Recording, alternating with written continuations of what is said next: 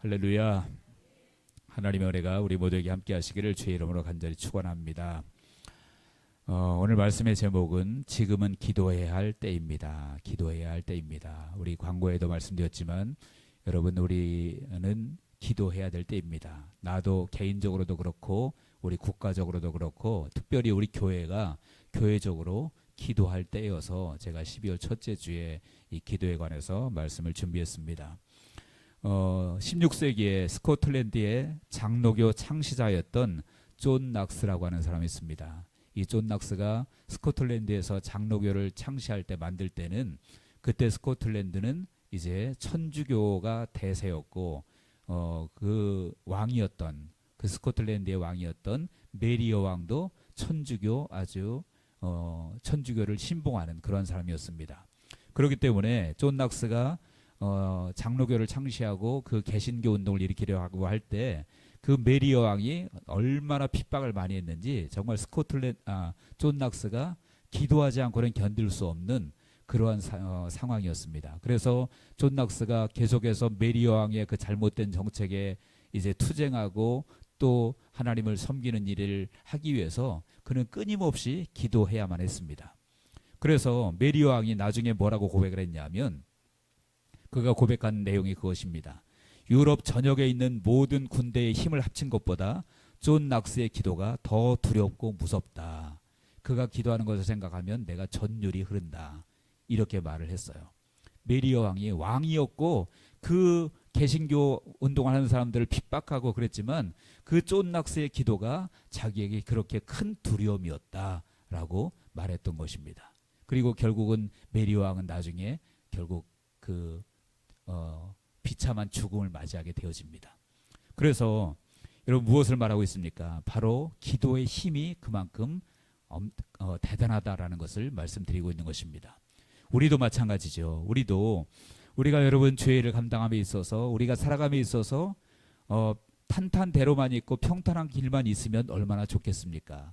개척을 해서 그냥 갑자기 아무런 어려움도 없이 교인들은 날이 갈수록 늘어가고 아무런 문제도 없고 그렇게만 하다면 얼마나 좋겠습니까? 그러나 우리가 신앙생활하고 특별히 우리가 주님의 일을 감당함에 있어서는 때때로 방해도 있고 어려움도 있을 수 있다. 장애물도 분명히 있을 수 있다라고 하는 사실이죠. 그렇기 때문에 여러분들, 우리가 기도해야만 합니다. 왜냐하면 그러한 장애물과 어려운 문제들이 우리 힘으로 풀 수 있는 것도 물론 있을 수 있겠지만 때로는 우리 힘으로는 도저히 그 난관을 돌파할 수 없는 그러한 큰 장애물이 있을 수도 있다라는 거예요. 그렇다면 여러분, 그 난관, 그 장애물을 돌파할 수 있기 위해서는 무엇이 필요할까요? 내 힘으로 안 된다면 누가 하시면 될까요? 내 힘으로 안 된다면 하나님께서 하시면 될 줄로 믿습니다. 그렇기 때문에 우리에게 필요한 것이 무엇이냐면 내가 못하면 하나님이 하시도록 해야 되는 것입니다.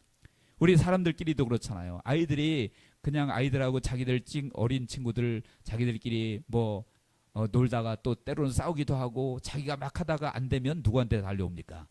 부모님에게 달려오잖아요. 해달라고, 해결해달라고. 마찬가지로 우리가 정말로 우리의 힘으로 돌파할 수 없는 난관, 어려움이 있다면 우리는 누구에게 달려가야 되냐면 하나님 앞에 달려가야 된다라는 거예요. 하나님, 이거 돌파해 주십시오. 이거 해결해 주십시오. 하나님 앞에 해야 된다는 거죠. 그것이 무엇입니까? 그것이 기도라는 거예요. 하나님이 하시도록 해야 된다는 거죠. 우리 한번 같이 읽어보겠습니다. 이사야 62장 6절과 7절입니다. 이사야 62장 6절과 7절을 다 같이 읽겠습니다. 시작. 예루살렘이여, 내가 너의 성벽 위에 파수꾼을 세우고 그들로 하여금 주야로 계속 잠잠하지 않게 하였느니라.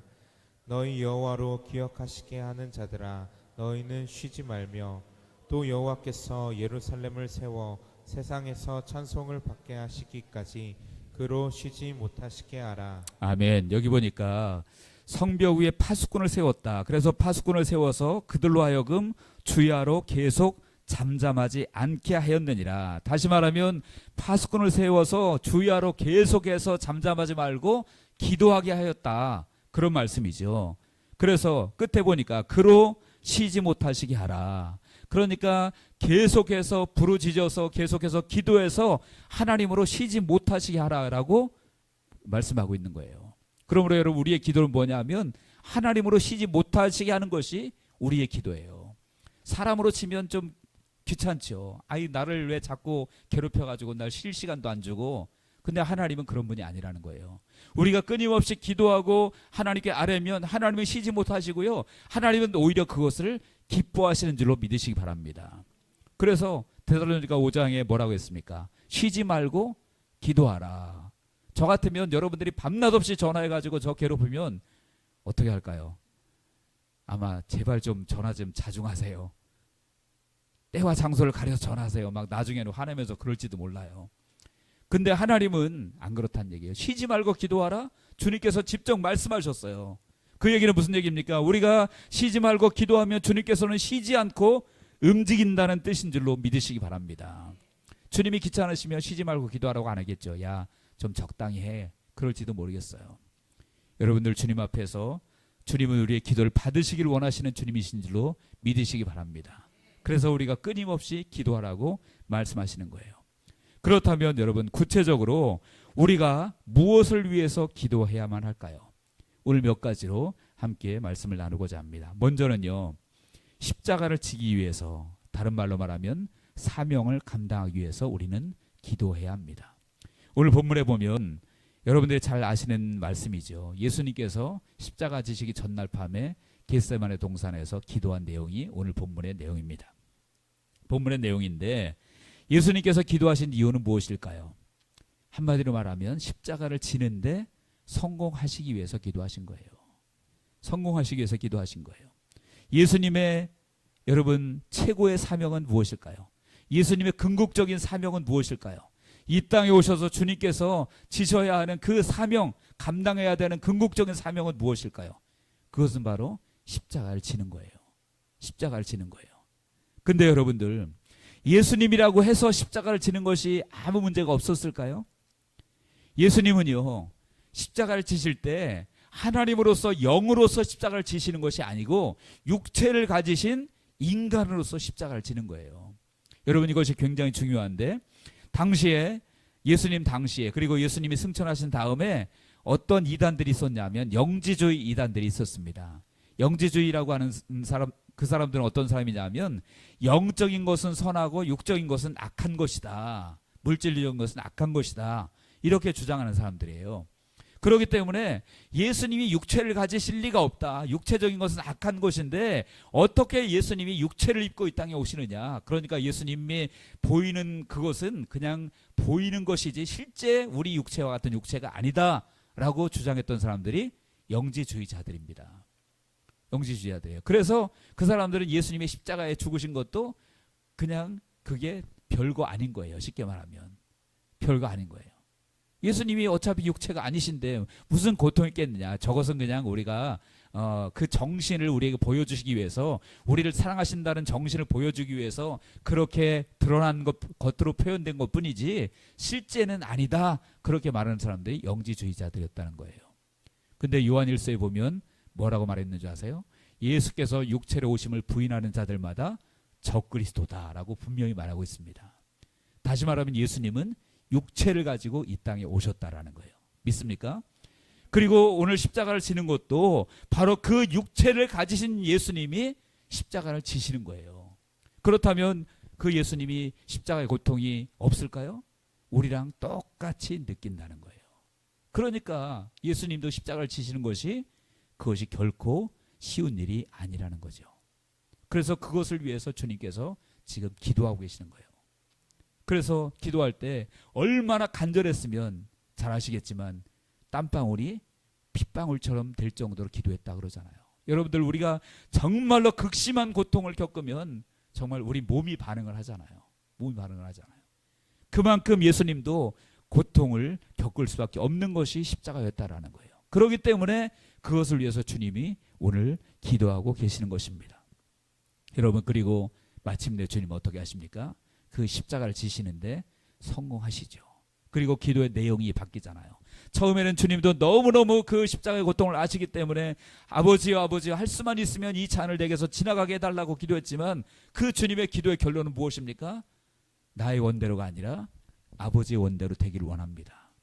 그리고 십자가를 지시는데 성공하시는 거죠. 여러분, 그렇다면 우리도 마찬가지라는 얘기예요.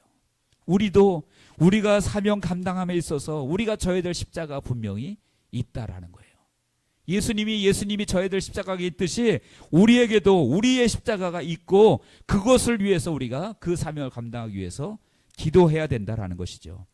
마태복음 16장 24절에 보니까 그렇게 주님이 말씀하십니다. 이에 예수께서 제자들에게 이르시되 누구든지 나를 따라오려거든 자기를 부인하고 자기 십자가를 지고 나를 따를 것이니라. 자기 십자가를 지고 나를 따를 것이다. 주님이 지셔야 되는 십자가가 있었듯이 우리에게도 우리가 져야 될 사명의 십자가가 있다라는 것이에요.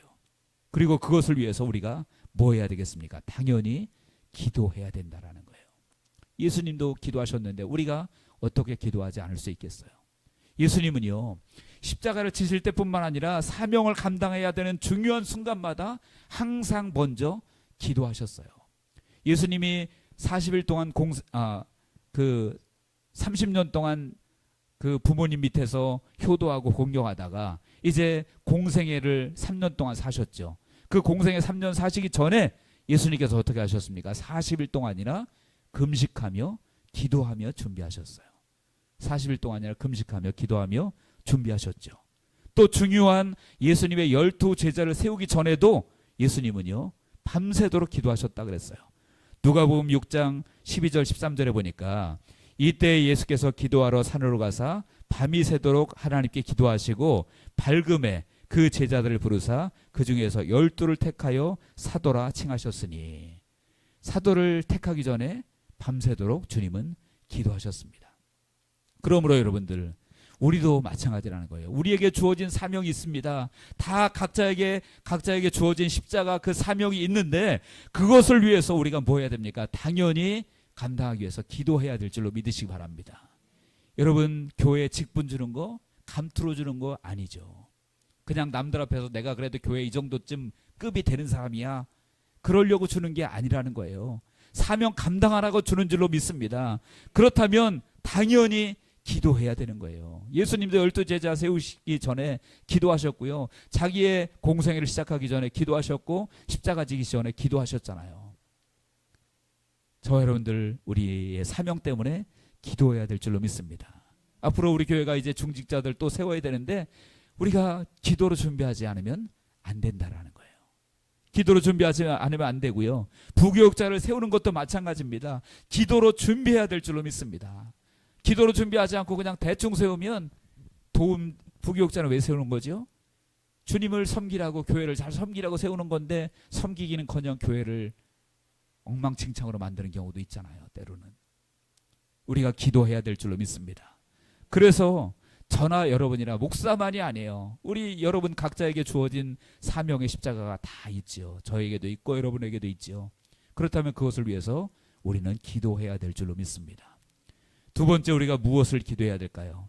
오늘 본문 46절에 보니까 이르시되 어찌하여 자느냐, 시험에 들지 않게 일어나 기도하라. 시험에 들지 않기 위해서 우리가 기도해야 된다라는 거예요. 그 말은 무슨 얘기입니까? 반대로 말하면 기도하지 않으면 시험거리가, 여러분, 시험거리는 기도해도 오고 기도하지 않아도 옵니다. 다만 기도하는 사람은 그 시험을 이길 수가 있다라는 거예요. 그러나 기도하지 않으면 그 시험이 올 때 그냥 넘어져 버릴 수밖에 없다라는 거예요. 오늘 본문도 예수님께서 제자들에게 시험에 들지 않게 일어나 기도하라 그러셨죠. 그런데 그들은 계속 지금 잠들어 있었습니다. 어떤 결과가 나왔습니까? 결국은 그들은 시험거리가 왔을 때 다 넘어져 버리고 말았어요. 베드로는 어땠습니까? 베드로는 그렇게 이제 예수님을 그 가룟 유다와 군병대에 잡으러 오니까 그 종의 검을 빼서 칼을 내리치는, 여러분, 그것이 의로운 행동이 아니었다는 거예요. 주님은 죽으셔야 되는데 자기의 의 없이만 앞세우고 그렇게 한 것, 그것도 시험에 든 거예요. 그랬던 베드로가 또 나중에는 예수님 잡혀가니까 이거 자기가 생각했던 것과 다르게 돌아가니까 도망가 버리잖아요. 멀찍이 쫓아가다가 나중에는 계집종 앞에서 예수님 모른다고 3번씩이나 부인해 버리고 다른 제자들도 다 도망가 버렸죠. 이런 시험에 드는 결과들이 그들이 왜 나왔습니까? 결국 기도하지 않으니까 그런 결과들을 그들이 가질 수밖에 없었다라는 거예요. 여러분, 우리가 기도하지 않으면 작은 것에도 시험에 드는 줄로 믿으시기 바랍니다. 베드로가 어떤 그냥 권세자들 앞에서 예수님 모른다고 부인한 것이 아니라 힘없는 작은 여종 앞에서 예수님 모른다고 3번씩이나 부인했어요. 우리가 기도하지 않으면요, 큰 것에만 시험 드는 것이 아니라 작은 것에도 시험에 들 수가 있다라는 거예요. 왜냐하면 마귀가 살아있기 때문에 그래요. 여러분, 마귀는요 정말 부지런해요. 잠도 없어요. 밤낮 없이 사람들의 마음을 찾아가서 유혹하고 넘어뜨리고 시험에 들게 만드는 것이 마귀의 존재입니다. 하나님만 졸지도 않고 주무시지 않는 것이 아니라 마귀도 졸지도 않고 잠도 안 자요.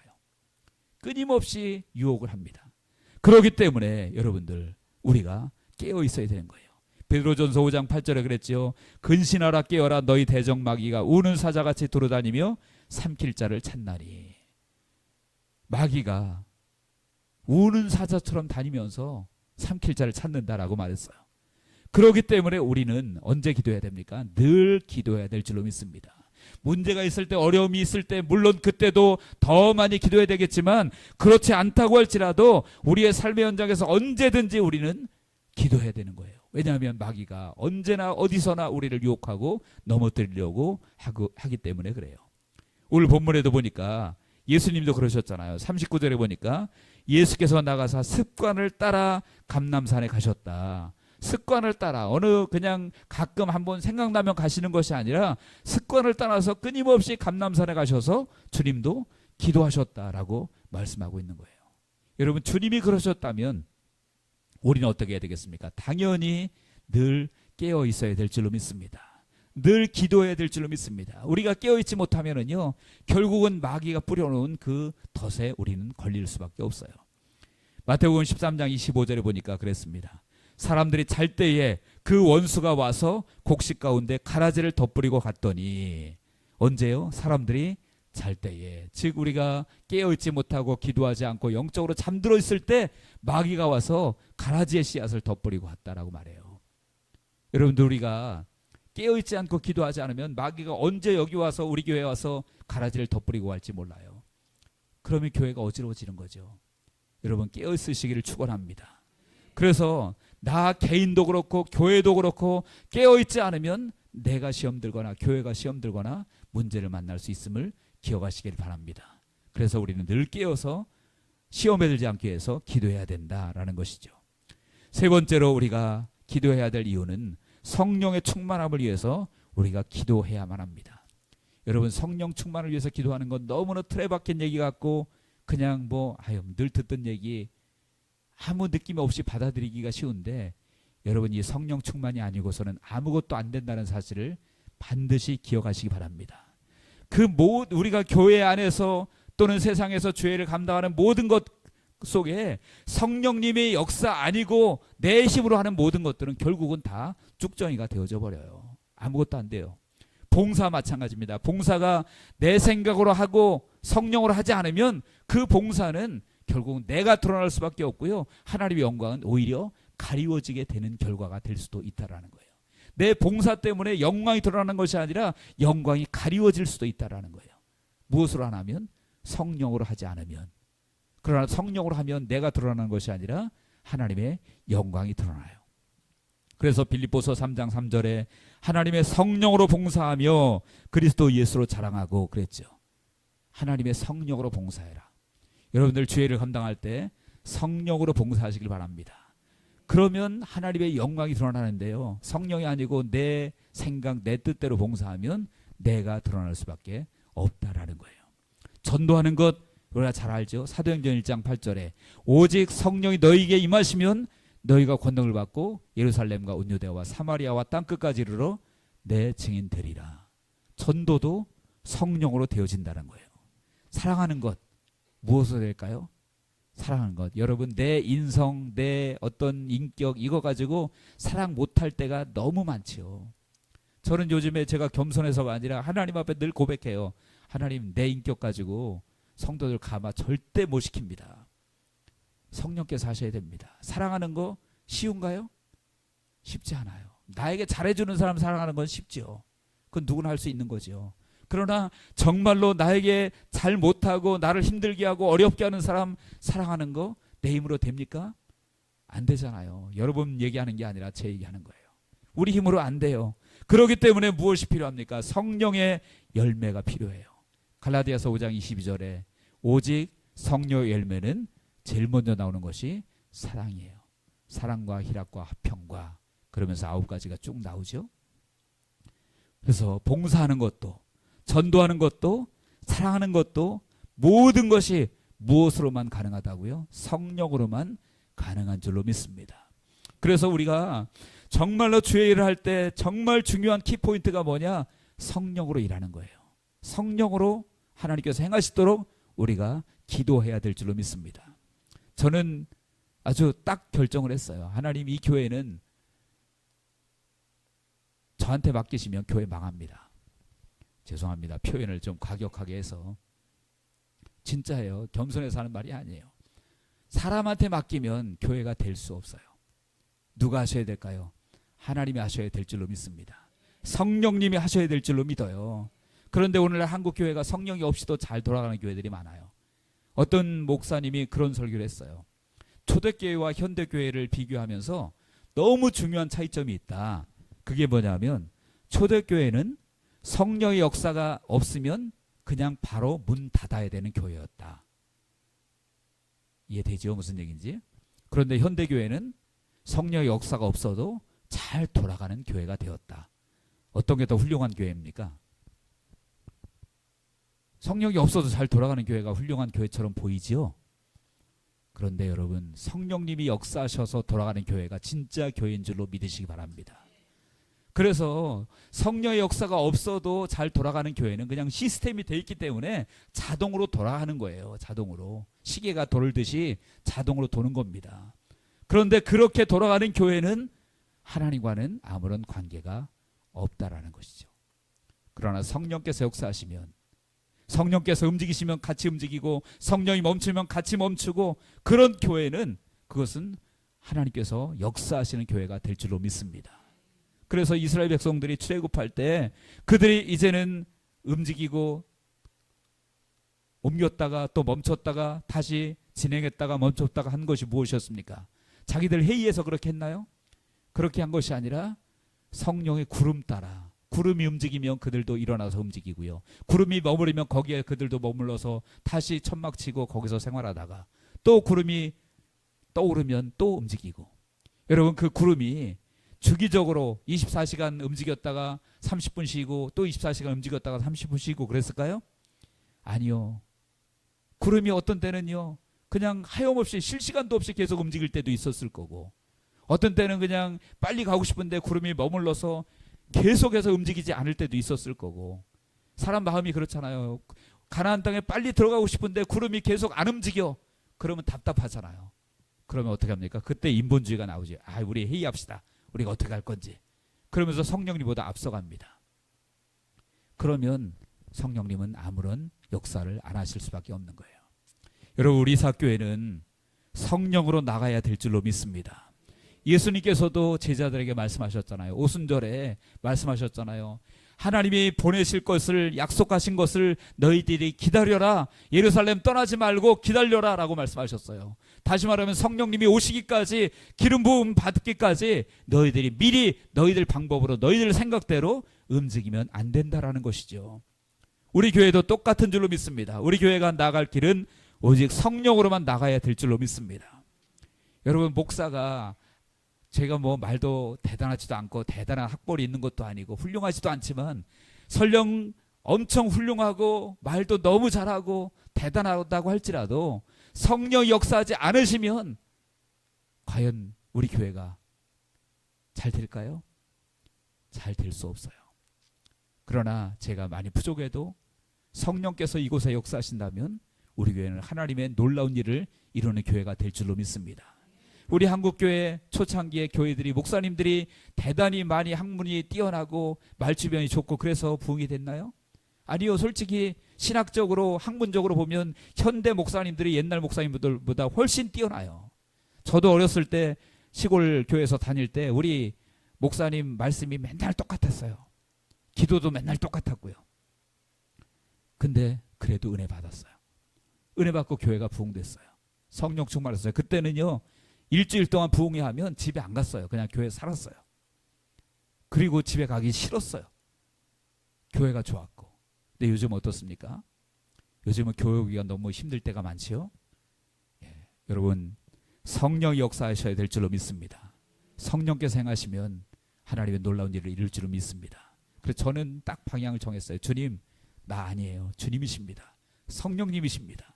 이 교회를 제가 그래서 하나님 앞에 기도하면서 그냥 하나님하고 잠시 농담을 좀 했어요. 하나님, 제가 담임 목사 청빙장을 보낼 테니까 검토하시고 우리 교회 담임 목사님으로 와주세요. 사람이 담임 목사 하면 사례비도 받아야 되고요. 교인들에게 섬김을 받아야 되는데 하나님이 담임 목사님 하시면 사례비도 안 받으시고 오히려 많이 우리에게 주시죠. 믿습니까? 예, 그래서 제가 청빙을 올려드렸는데 아마 조만간 대답하실 거예요. 여러분, 농담처럼 말씀드렸지만 정말 하나님께서 성령님께서 우리 교회에 왕이셔야 될 줄로 믿습니다. 그분이 우리의 주인 되어셔야 되고요. 우리의 모든 것을 이끄셔야 됩니다. 그래서 성령이 임하시면 이 성령이 이전에 가득 차면 놀라운 교회가 될 줄로 믿습니다. 제가 즐겨 쓰는 말 중에 강물처럼 이런 말이 있어요. 에스겔 47장에 보면 생수의 강이 이제 처음에는 발목을 덮었다가 그 다음에 무릎을 덮었다가 허리를 덮었다가 나중에는 큰 강이 되었다라고 말씀하죠. 그래서 그 강물처럼 우리 교회가 성령의 생수의 강이 넘쳐 흐르기를 원합니다. 그런데 여러분, 그 강물이 성령의 생수의 강이 아니라 만약에 세상에 더럽고 오염된 잘못된 강물이라면 어떻게 될까요? 제가 이 말을 왜 하냐면 얼마 전에 TV 보다가 그런 얘기를 실제로 들었어요. 우리나라에 지금 강물처럼 흐르고 있는 것이 있다. 이거는 믿는 사람들이 한 것이 아니라 뉴스에 나왔던 거예요. 뭐냐면 마약이 강물처럼 흐른대요. 마약이. 들어보신 분 계신지 모르겠어요. 우리 여기 하은이 앉아 있는데 하은이 같은 학생만 있으면 얼마나 좋겠습니까? 그런데 요즘에요, 중고등학교 아이들에게까지도 마약이 너무 많이 퍼져 있다는 거예요. 그런 것이 강물처럼 흐르고 있다는 거예요. 그 강물은 생명의 강물이 아니에요. 더러운 강물, 오염의 강물, 사람을 죽이는 강물이죠. 그런데 성령의 생수의 강이 흐르면 어떻게 됩니까? 에스겔 47장에 보니까 그 물이 닿는 곳마다 살게 된다라고 말씀하고 있어요. 여러분, 그러므로 우리 교회에 하나님의 성령의 생수의 강이 넘쳐 흐르면 그 물이 닿는 곳곳마다 살게 될 줄로 믿으시기 바랍니다. 그래서 우리가 그것을 준비하기 위해서 기도해야 되는 이유가 하나님이 우리에게 많은 영혼들을 보내주셔도 생수의 강이 성령의 강이 흐르지 않으면 그 사람들을 살릴 수가 없잖아요. 그럼 살리지도 못하는데 뭐 하려고 하나님 보내주시겠어요? 우리가 성령의 생수의 강이 넘치게 흐르는 것을 기도하면서 준비해야 사람들을 보내주시고 그 사람들을 살릴 수 있을 거 아닙니까? 여러분, 그것을 위해서 기도하시기를 주의 이름으로 축원합니다. 이제 네 번째 넘어가겠습니다. 다섯 번째, 우리에게 주신 비전의 성취를 위해서 우리가 기도해야 합니다. 우리에게 주신 비전의 성취. 저는 하나님께서 우리 이삭교회에 주신 비전과 은혜가 있다고 분명히 믿습니다. 우리에게 베푸실 은혜가 있음을 믿습니다. 우리 교회 이름이 뭐죠? 이삭교회. 제가 이제 처음에 한 4주간 이삭교회에 대해서 계속해서 설교했었죠. 이삭교회가 받는 복이 무엇입니까? 창세기 22장 17절 18절에 보니까 그렇게 말씀하고 있어요. 우리 다 같이 한번 읽어봤으면 좋겠습니다. 다 같이요. 시작. 내가 내게 큰 복을 주고 내 씨가 크게 번성하여 하늘의 별과 같고 바닷가의 모래와 같게 하리니 내 씨가 그 대적의 성문을 차지하리라. 또 내 씨로 말미암아 천하 만민이 복을 받으리니 이는 내가 나의 말을 준행하였음이니라 하셨다 하니라. 아멘. 여기 보니까 내가 내게 큰 복을 주고 내 씨가 크게 번성하여 하늘의 별과 같고 바닷가의 모래와 같게 하리니, 이것이 하나님께서 아브라함과 이삭에게 주신 언약이거든요. 그렇다면 우리에게 주신 언약이라고 믿습니다. 근데 여러분, 언약이라고 할지라도, 하나님이 우리에게 약속하신 언약이라고 할지라도 그 언약이 이루어지기 위해서는 뭐가 필요하냐? 우리의 기도가 필요하다라고 말씀하십니다. 에스겔 36장 37절 38절에 보니까 그렇게 말씀하고 있습니다. 주 여호와께서 이같이 말씀하셨느니라. 그래도 이스라엘 족속이 이같이 자기들에게 이루어 주기를 내게 구하여야 할지라. 내가 그들의 수요를 양떼같이 많아지게 하되 제사 드릴 양떼 곧 예루살렘이 정한 절기의 양무리같이 황폐한 성읍을 사람의 때로 채우리라. 여러분, 이것이 하나님께서 우리에게 주신 언약이라고 믿습니다. 그러기 위해서 뭐라고 그랬습니까? 그래도 너희가 하나님께서 이루어 주기를 내게 구하여야 할지니라 라고 말씀하고 있어요. 그래서 여러분, 제가 기도하자고 말하는 거예요. 이제 내년 한 달밖에 안 남았잖아요. 하나님 우리에게 이런 언약을 주셨고 그 언약이 이루어지기 위해서는 무엇을 요구하시느냐? 그래도 너희가 내게 구하여야 할지니라 라고 말씀하고 있잖아요. 그러니까 기도도 안 하고 하나님 그냥 주십시오 알아서 감나무 밑에서 입 벌리고 누워있는 그런 식으로 있다면 하나님이 주실 수 없다라는 거예요. 성령의 생수의 강이 넘쳐오르기를 기도해야 되는 것도 몰려왔을 때 그들을 살릴 수 있기 위해서 그것을 위해서 기도해야 되고요. 이 언약이 이루어지는 것도 우리가 기도할 때 하나님께서 그 기도를 통해서 하나님의 언약을 이루어 주신다라고 말씀하고 있는 거예요. 이사야 60장 4절 5절에 보니까 분명히 말씀하고 있죠. 내 눈을 들어 사방을 보라. 무리가 다 모여 내게로 오느니라. 내 아들들은 먼 곳에서 오겠고 내 딸들은 안기워 올 것이라. 그때 내가 보고 기쁜 빛을 내며 내 마음이 놀라고 또 화창하리니 이는 바다의 부가 내게로 돌아오며 나라의 재물이 내게로 옴이라. 여러분, 아들들이 몰려오고 딸들이 몰려오는 것 하나님의 언약의 말씀에 기록된 말씀이에요. 그것이 우리의 것이 되기 위해서는 기도해야 될 줄로 믿습니다. 그러므로 여러분들 좀 편안하게 신앙생활을 하기에 두고 싶지만 저도 여러분들을 근데 그래도 우리가 한번 허리띠를 졸라매고 기도해야 될 때는 해야 됩니다. 그래서 여러분들 힘드시고 피곤하시지만 대부분들 뭐 일들을 하시는 분들도 많이 계시고 피곤하고 힘드시지만 그래도 우리가 12월 1월 한 달 바짝 기도해야 될 때임을 기억하시기 바랍니다. 그래서 12월 3주 동안 내일부터 이제 3주 동안 3번의 시간 제가 드렸죠. 그것도 많이 여러분 배려한 거예요. 다 같이 모여서 하고 싶었는데 그렇게까지 하면 또 못 나올 분들이 많아서 3번 중에 한 번은 여러분 꼭 기도하시기를 바랍니다. 그리고 한 번 기도하시면 1시간 이상은 하셔야 돼요. 기도도 훈련입니다. 제가 지난번에 화요일 목요일 오셔서 기도하신 분들에게 말씀드렸어요. 기도도 훈련이기 때문에 어떻게든 시간을 채워라. 1시간을 채워라. 만약에 기도 5분하고 할 게 없으면 주기도문이라도 외우고 찬송이라도 부르고 성경이라도 읽고 어떻게든 1시간 채우고, 왜냐하면 그게 훈련이기 때문에 그렇거든요. 그래서 정말 지금 기도해야 될 때인데 이때 우리가 기도하면 하나님께서 하나님의 언약을 반드시 이루실 줄로 믿습니다. 한번 우리가 그 모습을 보았으면 좋겠어요. 우리 교회를 통해서 역사하시는 하나님, 살아계신 하나님, 성령으로 역사하시는 하나님, 우리가 한번 봤으면 좋겠습니다. 하나님이 역사하셔야 교회가 살지요. 제가 혼자 뭐 별짓 다 해봐야 아무 소용없어요. 하나님이 역사하셔야만 될 줄로 믿습니다. 그러기 위해서는 기도해야 돼요. 저도 성령으로 살아야 되고 여러분들도 성령으로 살아야 되고 우리 모두가 기도해야 될 줄로 믿으시기 바랍니다. 그래서 정말 이삭교회 성도님들, 이제 12월 한 달, 올해 한 달 남았습니다. 기도로 한 해를 마무리하시고 새해도 기도로 한 해를 맞이해서 하나님이 행하신 놀라운 일들을 우리가 내년에는 꼭 볼 수 있게 되어지기를 주님의 이름으로 간절히 축원합니다. 기도하겠습니다. 하나님 아버지,